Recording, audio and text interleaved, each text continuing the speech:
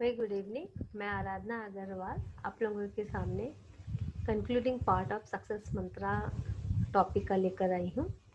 आपने पहले के सभी पार्ट्स में जाना सक्सेस पाने के लिए क्या करना है, आपकी इमोशनल इंटेलिजेंस और आपके आईक्यू को इक्वली हायर होना है, आपके थॉट्स को पॉजिटिव होना है ताकि सिचुएशन अगर एडवर्स रहे तो भी आप अपने फीलिंग्स को पॉजिटिव करके अपने बिहेवियर को एक्सेप्टेबल सोसाइटी में बना सको।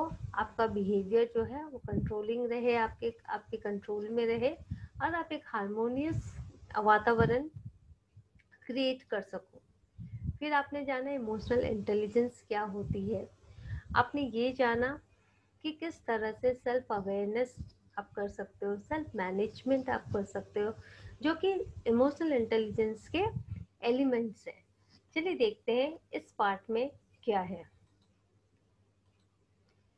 Conflict management. जब घर में बहुत सारे बर्तन रहते हैं तो खड़कते हैं, जब वो आवाजें करते हैं, तो अगर आप टीम लीडर है, बहुत बड़ी टीम को मैनेज करना है, अगर आप लीडर हो और बहुत सारे लोगों को आपको मैनेज करना है, अगर आप घर के मुखिया हो और एक जॉइंट फैमिली में रहते हो, या आप समाज में प्रमुख हो और समाज के सभी लोगों को एक साथ लेकर चलने की जिम्मेदारी आपकी है, तो निश्चित रूप से आप में इतने इमोशनल इंटेलिजेंस होनी चाहिए कि जो भी कॉन्फ्लिक्ट हो आप उसको मैनेज कर सको। कॉन्फ्लिक्ट तो आएंगी ही, क्योंकि दो लोग अगर हैं तो उनके विचार अलग हो सकते हैं।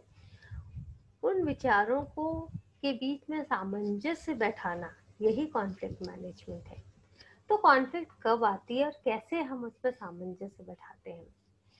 सबसे पहले देखिए, जब हम कंपटीशन में रहते हैं, जब कॉन्फ्लिक्ट कब आते हैं, कब हम वो वातावरण जो जो रहता है वो कब कॉम्पिटिटिव, जब कॉम्पिटिटिव होता है तब वो सामंजस्य नहीं रहता। हम दोनों जीतना चाहते हैं, हम अपने विरोधी से जीतना चाहते हैं और उस समय हम टफ रहते हैं, अपने लक्ष्य के प्रति हम अडिग रहते हैं और हम किसी भी हाल में जीतने की कोशिश करते हैं। तो इस कॉन्फ्लिक्ट में हम जीतते हैं। कोलैबोरेट। कोलैबोरेट मतलब हम क्या करते हैं, सामने वाले पक्ष और खुद के पक्ष दोनों को सामने रखकर एक ऐसे सिचुएशन, एक ऐसे सॉल्यूशन की तरफ जाते हैं जो दोनों के लिए विन विन हो। इसको हम कोलैबोरेट कहते हैं। हम शांति से बातचीत करते हैं, डिस्कशन करते हैं, हमारे आपस के भेदभाव को, विचारों के मतभेद को हम सुलझाते हैं और एक विन विन सिचुएशन क्रिएट करते हैं, ऐसा सॉल्यूशन ढूंढते हैं। एकोमोडेट। एकोमोडेट मतलब हम क्या करते हैं, रिश्तों को बचाने के लिए हम थोड़ा सा अपने आप में एकोमोडेट करते हैं, थोड़ा एडजस्ट करते हैं। कॉम्प्रोमाइज। कॉम्प्रोमाइज, जब हम कॉन्फ्लिक्ट में रहते हैं तो दोनों पार्टी थोड़ा थोड़ा कॉम्प्रोमाइज करते हैं और ये लूज लूज कंडीशन होती है, क्योंकि दोनों पक्ष को लगता है कि हमने कुछ सेक्रीफाइस किया है, हमारी कुछ तो हानि भी है, तो ये दोनों का लूज लूज लूज कंसेप्ट रहता है। लेकिन कोलैबोरेट में दोनों का विन विन रहता है। विड्रॉल या अवॉइड, हम क्या करते हैं, हम कॉन्फ्लिक्ट में पड़ते ही नहीं है, हम हम वहाँ से उसको अवॉइड करने लगते हैं और ये चीज़ जो होती है ये गलत होती है, क्योंकि कॉन्फ्लिक्ट को जब तक आप समस्या को समझेंगे नहीं, सुलझाएंगे नहीं, अगर आप विवाद से डरेंगे, वाद विवाद से डरेंगे, बातचीत करने से डरेंगे और कॉन्फ्लिक्ट को अवॉइड करेंगे तो कभी भी आपको सोल्यूशन नहीं मिलेगा। तो आपने देखा कि किस तरह से जब हम कॉम्प्रोमाइज करते हैं, जब हम एकोमोडेट करते हैं, तो इस तरह से ये जो है हमारे हमारे कॉन्फ्लिक्ट मैनेजमेंट का कुछ ऐसा है कि हम एडजस्ट कर रहे हैं, हम झुक रहे हैं थोड़ा। लेकिन जब हम कोलैबोरेट करते हैं तो इसका मतलब हम विन विन सिचुएशन में हैं और हम ऐसा सोल्यूशन निकालते हैं जिससे किसी का भी नुकसान नहीं हो। नेक्स्ट यहाँ देखिए, पिक्चर के थ्रू एकोमोडेटिंग माने फ्रेंडली हेल्पर। हम अपने दोस्त के लिए, हम अपने रिश्तेदारों के लिए जो भी निर्णय लेते हैं वो एकोमोडेटिंग होते हैं, हम उसमें ढल जाते हैं, हम उसके साथ रहते हैं। कोलैबोरेटिंग, दोनों पक्ष मिलकर प्रॉब्लम को सॉल्व करते हैं, विन विन सिचुएशन लेकर आते हैं। कॉम्पिटिटिव टफ बैटलर, अगर हम खुद स्पर्धा में है, प्रतिस्पर्धा में है, तो हम उस कॉन्फ्लिक्ट को हम क्या करते हैं, अपने जीतने के लिए हम उस कॉन्फ्लिक्ट का यूज करते हैं।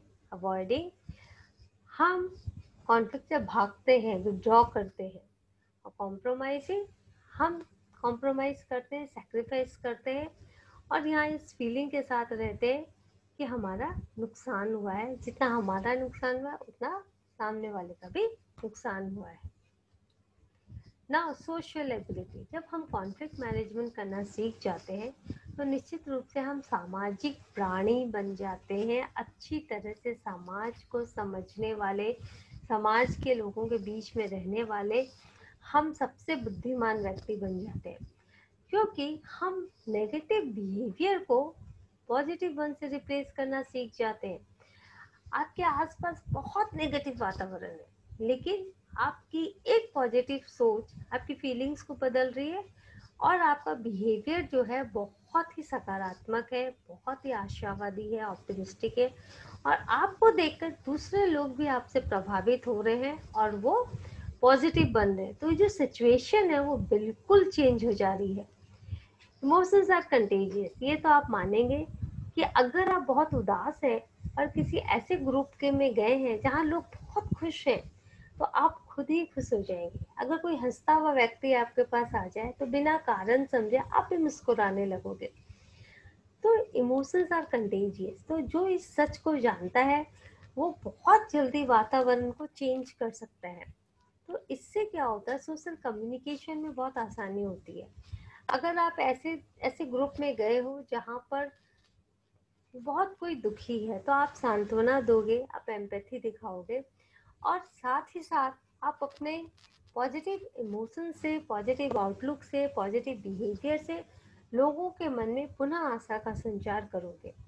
Developing human potential and performance, अगर आप किसी टीम के लीडर हो, यदि आपके अंदर बहुत सारे कलीग्स हो, आप किसी प्रोजेक्ट में काम कर रहे हो, आप देश को संभालते हो, आप बहुतों का आपको ख्याल रखना पड़ता है, तो आपको में ये एक सोशल एबिलिटी आ जाती है कि आप हर व्यक्ति के पोटेंशियल को आप समझ पाते हो, उसके परफॉर्मेंस की स्पीड आप बेटर कर सकते हो और फास्टर कर सकते हो। आप हर एक व्यक्ति को मोटिवेट कर सकते हो कि वो जो उसकी आज की स्थिति है उससे बेहतर बन सके और वो बेहतर परफॉर्मेंस दे सके, क्योंकि आप इमोशंस को समझने लग गए हो।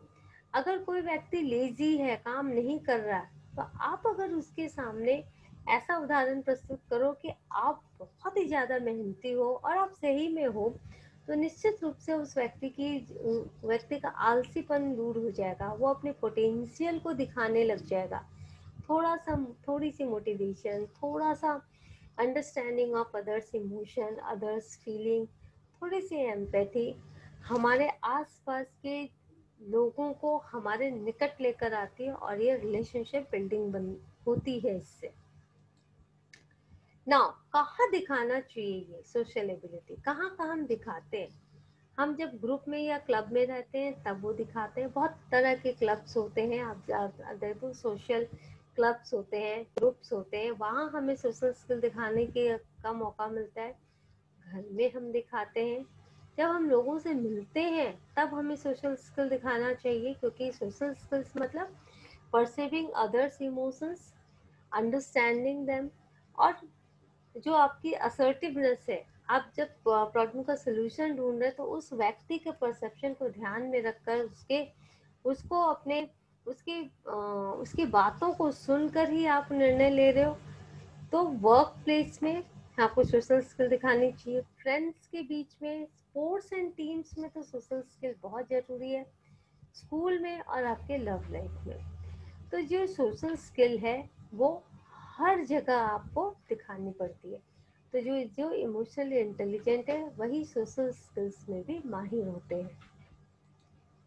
यहाँ देखिए, वर्ल्ड एक कम्युनिटी बन गया है, कई तरह के लोग हैं जो हमारे साथ हैं, हम रोजाना उनसे बात करते हैं इंटरनेट के थ्रू, सोशल मीडिया के थ्रू, और अगर हमारा बिहेवियर बहुत पॉजिटिव रहा तो हम बहुत जल्दी सारे लोगों के साथ, जो भिन्न देश के हैं, भिन्न धर्म के हैं, भिन्न जाति के हैं, वो सभी हमारे अपने बन जाते हैं। अब रिकैप एक कर लेती हूँ। Perceiving emotions of self and others, emotional intelligence क्या है? आपके खुद के इमोशंस को समझना और दूसरे के इमोशंस को समझना।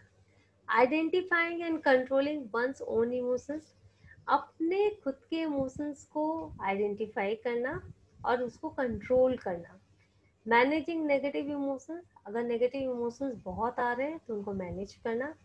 रिप्लेस नेगेटिव फीलिंग्स या पॉजिटिव इमोशंस, अगर बहुत ज़्यादा नेगेटिविटी आ रही है, आपके दिमाग में थॉट आपके नेगेटिव हो रहा है, तो आपको उनको पॉजिटिव इमोशंस एंड थॉट्स से चेंज करना है।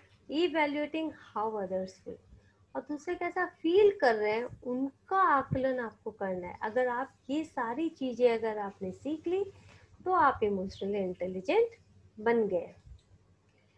कोट पढ़ लेते हैं। जॉनाथन मार्टिनसन ने लिखा है, feelings are much like waves. जो फीलिंग्स है वो समुद्र की लहरों की तरह है। We can't stop them from coming, हम उन्हें आने से नहीं रोक सकते, but we can choose which one to surf. लेकिन किस लहर पे सवार होकर सर्फिंग करनी है ये हम चुन सकते हैं। अभी आप पर है, आप पॉजिटिव लहर पे सवार होंगे सिचुएशन हैंडल करने के लिए, या आप नेगेटिव सोच पर सवार होंगे। Change your thoughts and you can change your world. सही है, हम अपने आसपास की दुनिया को तभी बदल सकते हैं जब हम अपनी सोच को बदल सके। तो नॉर्मन विंसेंट पियरले ने कहा है, किसी एनोनिमस ने कहा, your mind is a garden, आपका जो दिमाग गार्डन है, your thoughts are the seed, और जो थॉट्स है वो बीज है। यू कैन ग्रो फ्लावर्स और यू कैन ग्रो लीफ, तो या तो आप फूल उगा लीजिए या आप जंगली झाड़ उगा लीजिए। तो इस तरह से कितने सुंदर से इन्होंने हमारे दिमाग में उपजे थॉट्स की तुलना की है सीड से, और जो फ्लावर्स हैं, जो हमारी फीलिंग्स हैं वो फ्लावर्स हैं, और जो हमारा सोशल स्किल है वो हमारा अच्छा बिहेवियर है। यहाँ देखिए, वी लर्न, हम सीखते हैं, हम हंसते हैं और हम रोते हैं। वी आर इमोशनली इंटेलिजेंट, हम इमोशनली इंटेलिजेंट है, हम में भावनात्मक बुद्धिमत्ता है। ये देखिए बच्चे, आज मैं अपना सेशन यहीं खत्म करती हूँ। उम्मीद है आप लोगों को बहुत लाभ मिला होगा। आप सब जो भी मैंने इसमें बताया उस पर अमल कीजिए, अपने आप को जानिए, इमोशनली इंटेलिजेंट बनिए। मेरे यूट्यूब चैनल में कमेंट करके आप बताइए आप कितने लाभान्वित हुए हैं, मुझे बहुत अच्छा लगेगा। और मैं आगे भी ऐसे कई महत्वपूर्ण विषयों पर वीडियोस बनाती रहूँगी और आपको बताती रहूँगी। मेरे YouTube चैनल को सब्सक्राइब कीजिए ताकि कोई भी मेरा बनाया हुआ वीडियो आपसे छूटे नहीं। इसे लाइक कीजिए, शेयर कीजिए और कृपया कमेंट कीजिए ताकि मेरा भी मनोबल बढ़ता रहे। धन्यवाद।